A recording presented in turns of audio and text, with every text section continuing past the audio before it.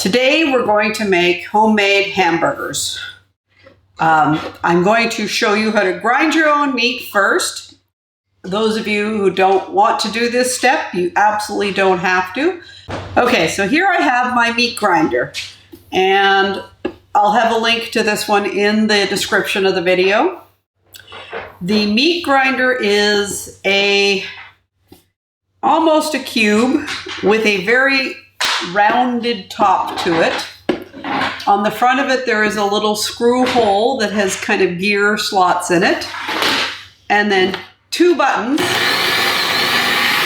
which set the direction. That's all there is to it. This is probably one of my more accessible appliances, and I have a lot of appliances, so that's saying a lot. Then we have the auger. Then we have the auger, and the auger is a metal spiral, basically. It's got a central shaft, and the central shaft has fins spiraling all the way around it, and then the back end is a plastic screw end, and that plastic screw end coincidentally fits into those gears that I mentioned on the front of the machine.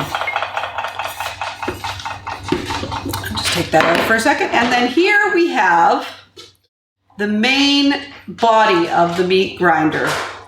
This is an L-shaped set of pipes set perpendicular to each other.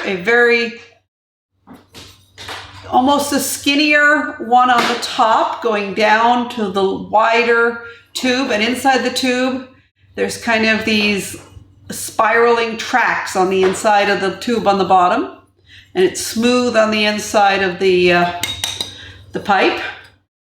And what happens here is our auger fits into this tube from the front, and that little screw part comes out the back and grabs onto the machine through. This is always the tricky part, is getting this to line up properly. So it kind of clicks on at a 45-degree angle, and we twist, and you hear a snap there, and that says that this is fixed in place. And now the smaller tube is pointing up, and the wider tube is pointing forward. The auger is connected to the gears. Then we have probably the most important part of this machine, the blade. And the blade is literally a cross-shaped mechanism that's flat on one side and sloped on the other side. And it's got a square hole in the middle of it. And that square hole fits over the end of the auger. And the cutting disc, and the cutting disc comes in various different sizes. We're using our medium-sized one today, and let me confirm that that's the one I have here so I don't put the wrong one on the machine.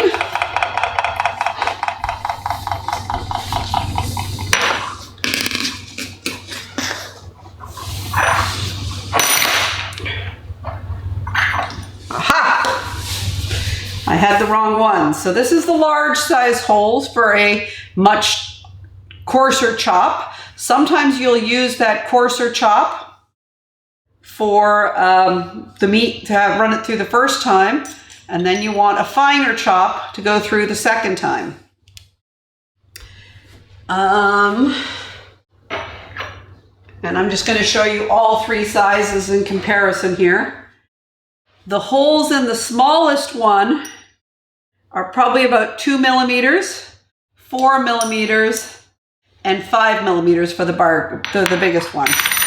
So today we're going to use the medium and only run our meat through once. So what we do is we put the blade against this disc, and as the blade rotates, it cuts the meat against the disc, and the meat goes through the holes as it's being ground. Pretty clever, very old wise design. We've been using the same design for a very long time. Most of the old-fashioned ones, of course, were not electric, but this one is, because Lucy's lazy. As a child, I would often be the one to grind the meat when my parents made sausage, and I had enough of that, so I bought an electric machine as soon as I had the resources to buy one. And then you line up the disc on a little line on the front there, make sure nothing spins. And then we have a little collar that goes around everything that just spins over the front of the tube. There we go. And the way you'll know it's gone through, I'll show you from the front here. You can see the end of the auger coming through that center hole. So I'm just going to hold my finger on that center hole. And this time when I tighten,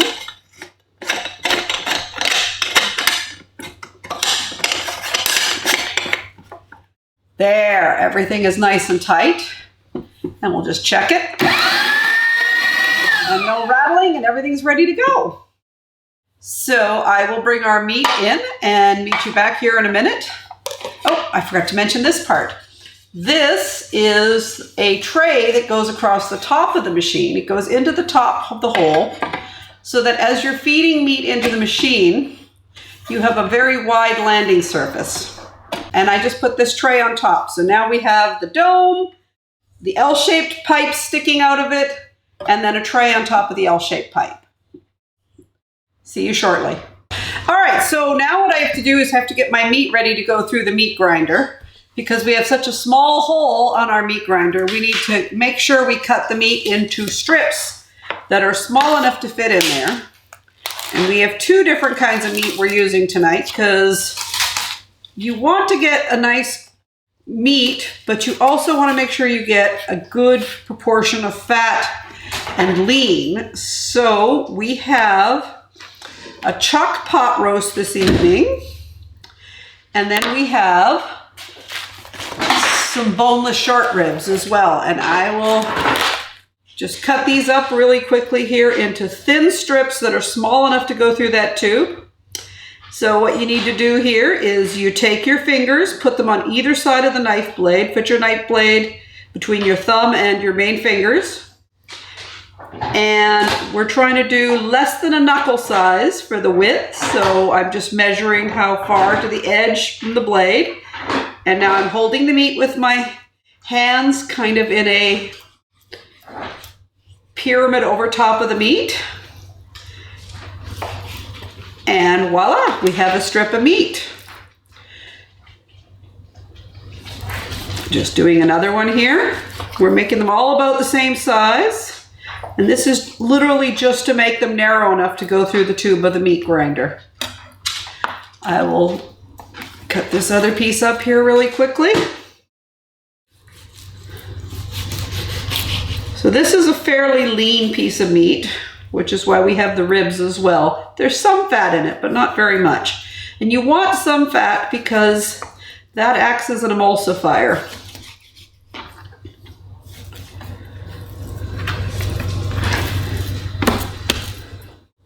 All right, just two more slices on this piece here. And voila.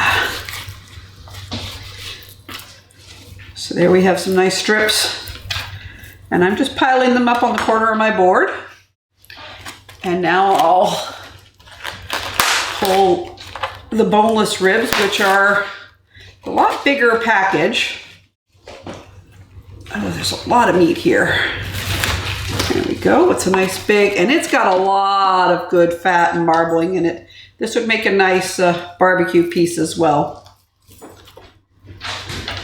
Just going to cut, let's cut from this end here. And just going to do the same thing where I'm putting my hands in an arch over the blade. This way you know exactly where the blade is at all times with your one hand, and you're holding the meat still. And you're not going to cut your fingers because you know where that blade is at all times.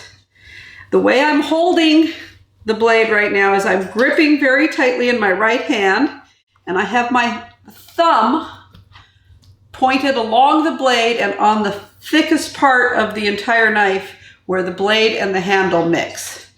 So again, I'm going to cut through the meat and make a strip. And this meat is fatter from top to bottom, so I'm just going to cut that strip in half again.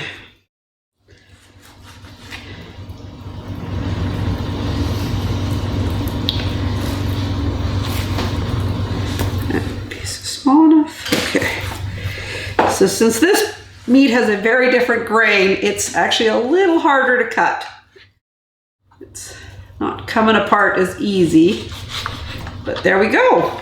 I will come back after I've cut all this meat up and show you how to put it through the machine. All right, so now the final step of preparing. We have our meat grinder all set up. We've done all the work we needed to do. So now all I'm going to do is turn on the meat grinder. Start feeding the meat through. And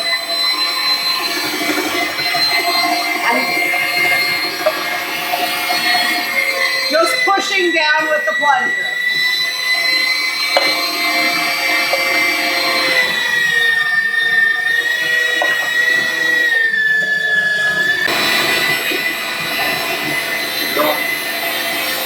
So we're just about halfway done grinding our meat here. You're just going to turn the bowl a bit. And I just want to show you that's the grind we're getting out of the machine. It's pouring out of our disc I described earlier.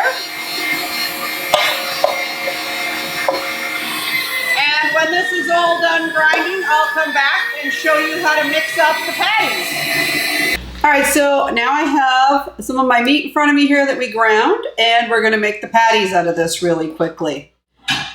All we're going to need is 1 egg, and a bunch of raw ground meat. This you can do with ground meat you bought at the store, but of course home ground tastes better. So I'm just cracking my egg and broke it over there. And we're just gonna mix now. And you mix by squeezing the meat, getting the egg combined with it, and you're hoping to get all that fat that I talked about incorporated in with the lean, and the more I work it, the more it comes together. So right now you'll see it's kind of little tiny crumbs. As I work it, it's going to become one solid mass. We're re-meatifying it basically. And this is a fairly small portion of meat, so 1 egg might have been a little bit too much, so it's going to take a little longer. But it's just me and Mike for dinner tonight, so we didn't want burgers left over for 3 days. And I'm just gathering up all the meat that's on the side of the bowl and squeezing it into the center.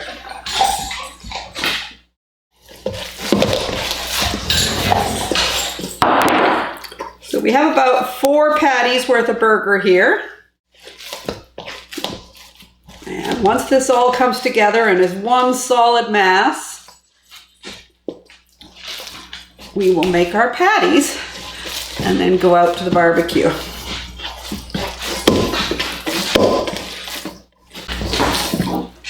And go out to the barbecue.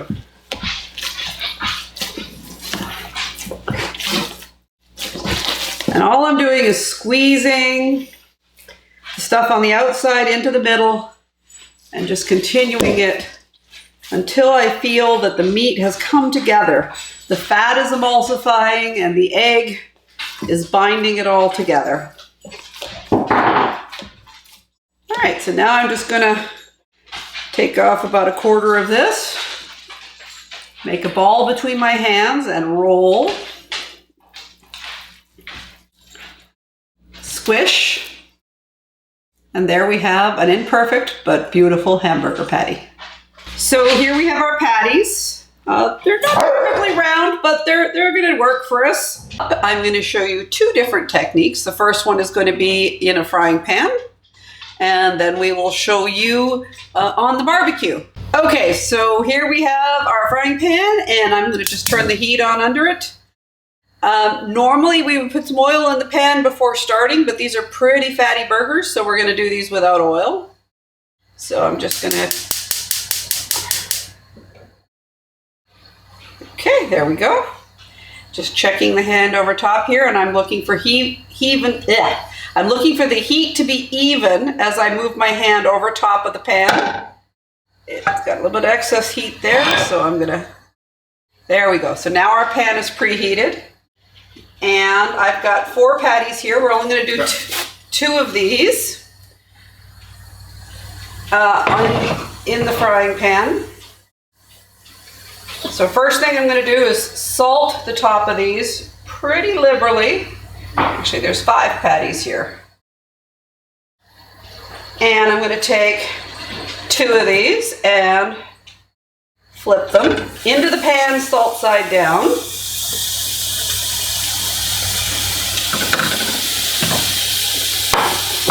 And quickly salt these again. And there we go. And I'm going to turn the heat down now. And we'll just let those cook for a minute. All right, so we're about halfway there now. I want you to hear the sound of that frying pan. You'll see it's still fairly sizzly, not more of an S sound to it, not very bass popping. And we're waiting for that sound to get much more crackly.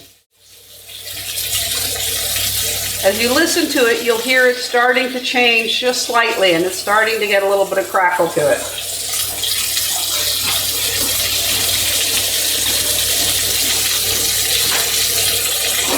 And we're now starting to get a really nice smell out of the pan. A good, grilled, delicious smell.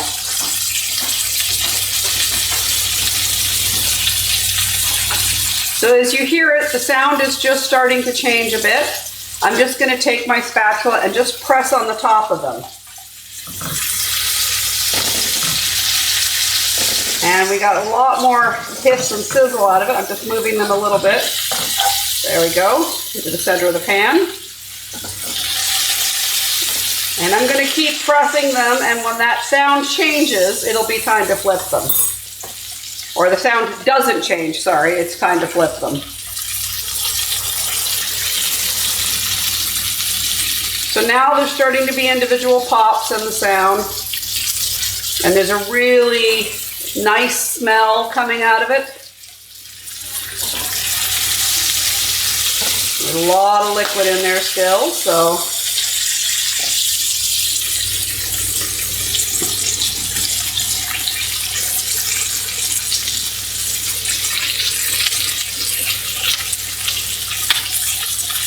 There, you can start hearing some cracking now.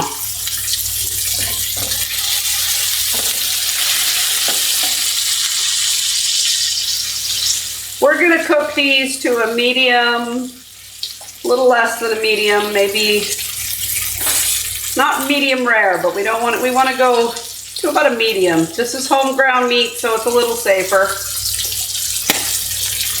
Ah, there we go. All right, we're getting a different sound now. So the trick to flipping is you can get a 2-sided spatula. I had one and it broke. So instead what I do is I find the patty with my fork and slip the spatula underneath it and flip. Find the center of the patty with my fork.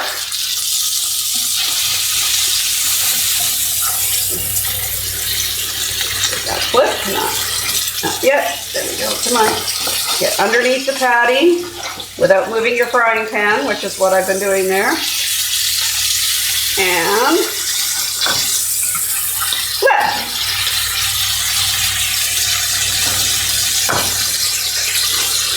Where did my patties go? One. Okay, so there we have our 2 burgers, and you can see the sound has now completely changed. And we're going to make these into cheeseburgers. So what we do here is take a piece of cheese that's about an inch square, an inch and a half square. Put it directly onto the patty. The center of the patty there. And we're going to put a lid on the pan now so that the lid melts that cheese in.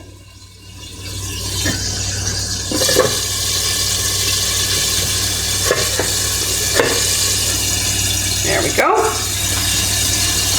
And we're waiting for that sound to change.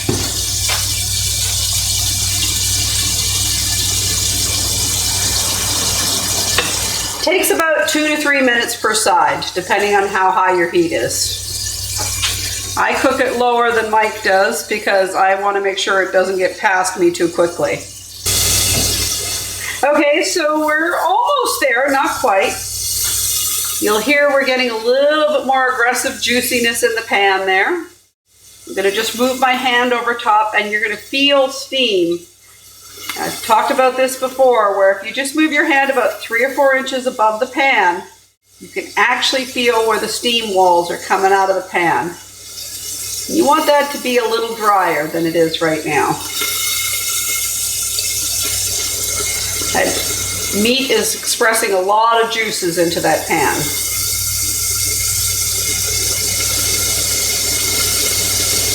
And again, we're now getting that smell again. This side of the meat is almost cooked. And that salt we put on it is going to express the juices a lot more.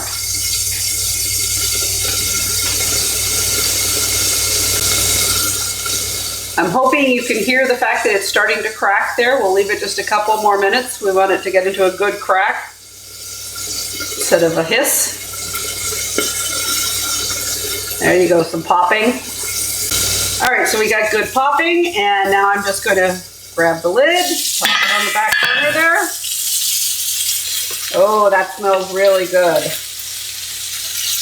Grab my fork here.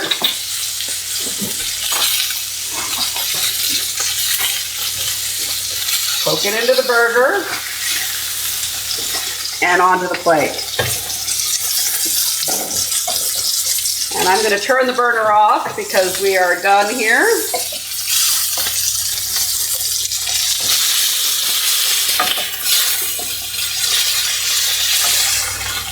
And onto the plate.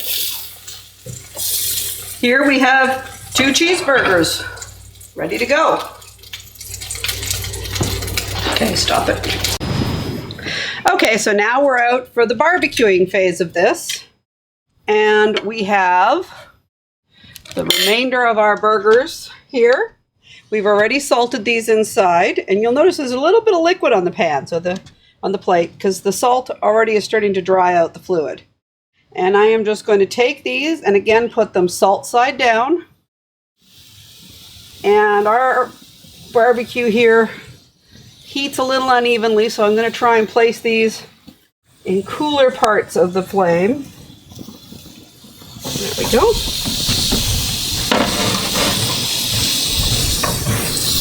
And I'm just going to take some salt.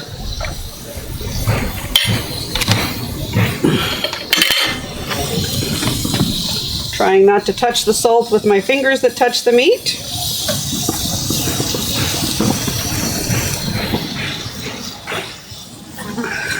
Right there.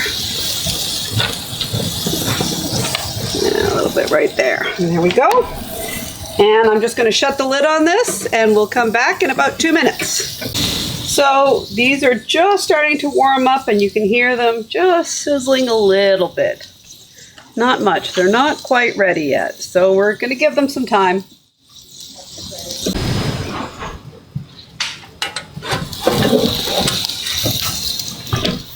So we're cooking at a much lower heat here, so the sound is not going to be as loud as it was on the stovetop. And I am just going to take my spatula here and just press them to see what kind of sound we get. Lots of sizzle still. Oh, in fact, these ones aren't making any noise at all. So I'm just going to turn that side of the barbecue up a bit.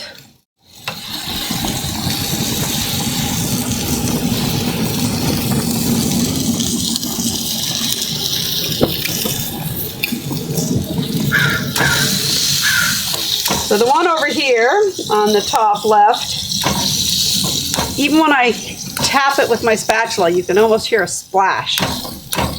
These ones over here, not the same sound at all.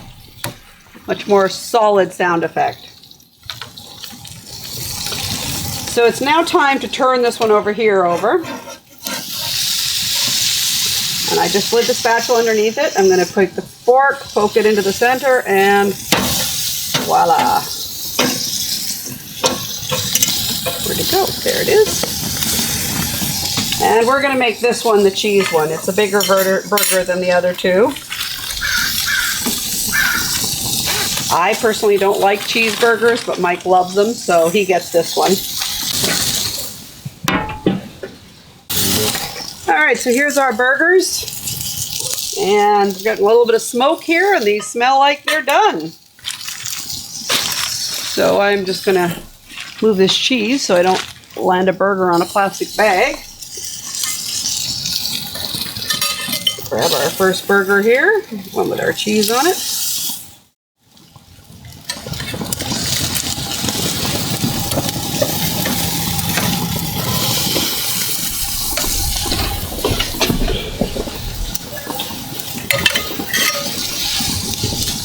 Burger number 3.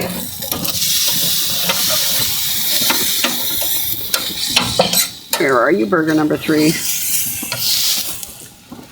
Just present that to you. There we go.